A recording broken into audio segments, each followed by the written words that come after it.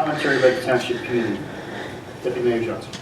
Okay, I would like to again congratulate Mark Howarth. Talk about an unsung hero. You know, with the sewer, if something doesn't go wrong, you never notice the people who are doing such a great job, and he really does. Speaking of water issues, our swimming pool early bird registration starts, I'm told by Mr. Fulch, by Monday. And you can get a nice discount on your membership. The pools are all done. We're excited. We're going to have a, let's see, I think it's June 24th when we have our opening party for Streeter Pool. Are you still going down the slide? Sure. All right. You heard it. It's on tape.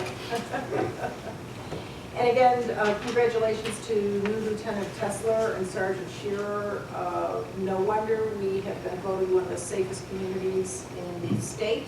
It's because of men and women like them. Congratulations. Thank you, Mayor. Mr. Nunn. So if you picked up the Daily Record today, or if you were on Facebook, we're all, there's 6 degrees of connections, probably from people here in the audience and people up here.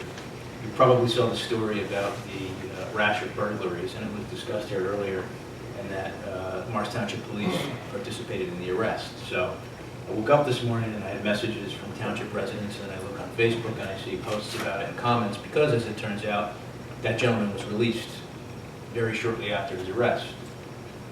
And really the simple answer to it is it has nothing to do with the Morris Township Police Department. They don't decide to who to turn back out into the public or who to put in a holding cell. That's something that happens between the court system, the prosecutors, and potentially a public defender or defense attorney. But particularly in this instance, the reason this person was released is because of the bail reform that took place in New Jersey. And I urge you to go back and look at the ballot question about the bail reform that was included, I forget what year it was, it might have been 2014. Go read it.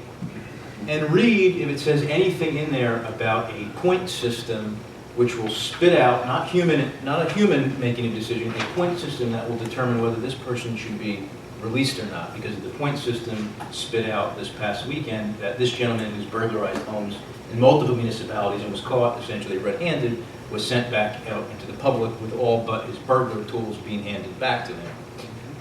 And I say that because we saw the same nonsense from Trenton when we had the gas tax this year, when you had to read probably 10 to 12 times to figure out what it was you were actually voting for.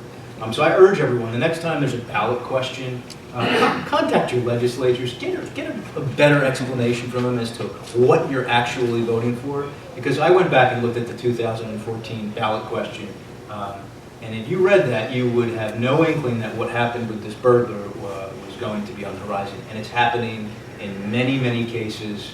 And so, I just want to answer the public's question and let you know that the police department has nothing to do with the decision. Thank you, Sean. Mr. Mancuso. Thank you, Mr. Mayor. I have a couple of items. First of all, there's a young lady who Hedda Silvertson, who lives on Strawberry Lane in Morris Township.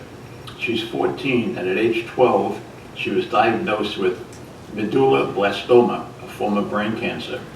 She's an 8th grader at Frelinghuysen, had radiation at Gloria Children's Hospital and conventional treatment. At the time, there was an 80% chance of her cure.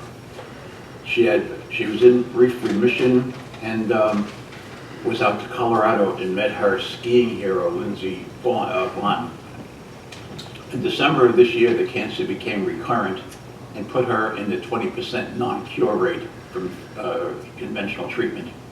The recurrence led to a tumor on her spine, which has left this athletically gifted girl paralyzed from the waist down. There's some hope that this will be reversed. She battles infection after infection. The chemo treatments lower her white blood cell counts, and it has been a horrible and a grueling situation. They've had many fundraisers, and there are turquoise things that are being circulated around the town. We have some here. We'll put this on our website, and we just hope that you'll keep this lovely young girl in your prayers and in your thoughts. Secondarily, Mayor Sisler and I were on Facebook today, and we talked about texting while driving.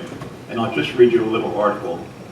There are about 1.6 million crashes in the U.S. every year involving cell phone use, of which 500,000 are caused by driver distraction. Texting while driving is now the top cause of death among teenagers. Texting and driving amounts to 11 teen deaths every day in the U.S. Overall, texting is involved in about 25% of all car accidents in the U.S. Reading an email,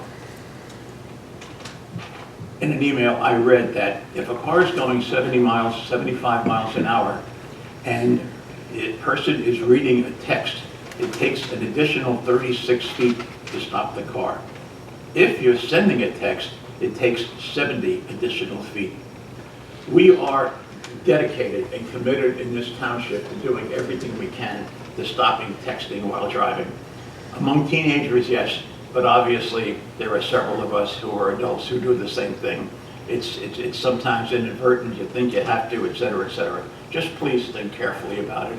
It is such a tragic thing, because if you just are driving with somebody, close your eyes for 5 seconds and look up and see what can happen in that period of time. So, and thank you, Mr. Mayor, for allowing.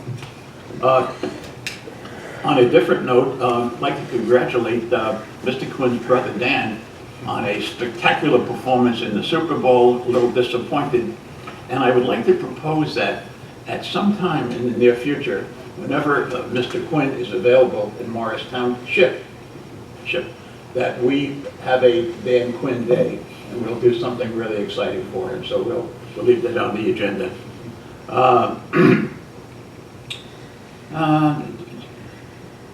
That's all I have for now, sir. Thank you. Thank you, sir. Dan may have gone to Morristown High School, but he actually grew up in Morris Township, so. Exactly. That's what I did. Mr. Caffrey. And I've said that. I've said to our Mr. Quinn here, make sure he tells his brother when he gets interviewed on these shows that he wasn't born and raised in Morristown. He was born and raised in Morris Township. Born in Orange.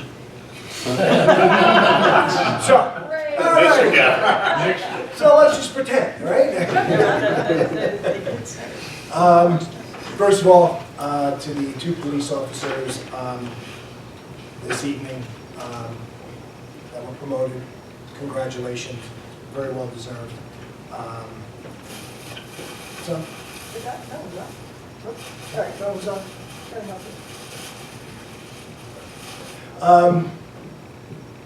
we had pretty much our first real snowstorm of the season, and I want to thank the Department of Public Works for doing a great job streetwise. Even though I was in Rochester, I wasn't around.